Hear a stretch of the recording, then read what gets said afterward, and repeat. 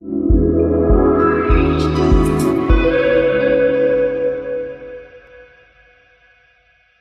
Sıra Kaymançok 4-класс o'quvchisiman. Класс yetakchim Qanatbekova Жолдас Qanatbekова. Қалай Тайлақ атындағы жалпы орта білім беру мектебінде оқыдым. Жашаған жерім турасы айтты. Менің бүгінгі тілбаянның темасы кереметті Ысыккөл. Ысыккөл Қырғыз Республикасында Ысыккөл обласынан орын алған. Қырғызстанда Ысыккөл ең чоң көл болып есептелінеді. Ысыккөлді тоолор қоршап тұрады. Тоолорда тоқойлор, көптөгөн ағын сулар, шарбатмалар бар. Ысыккөл деңиз деңгээлинде 1623 метр бийиктик жерде жайгашкан. Узундугу 182 километр, туурасы 60 километр. Анын аянты 6124 чарчы километр түзөт.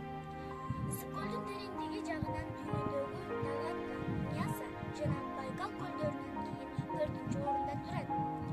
Ысыккөлгө 80ден ашык агын суу келип кошулат.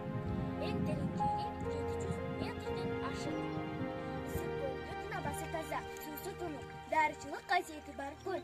Ысыккөлдүн тегерегинде санаториялар бар жана ошондой эле курорттор бар. Ысыккөл жөнүндө акын жазуучулар ар кандай чыгармаларды жазышкан.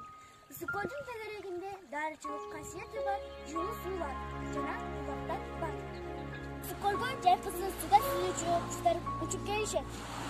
Кышкысын тоңулайт. Ошол үчүн жайында да, кышында да акулар, өрдөктөр сүзүп жүргөнүн көрөбүз.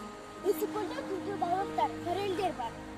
Жайкысын алыскы, жакынкы чет мамлекеттерден туристтер эс алганы келишет.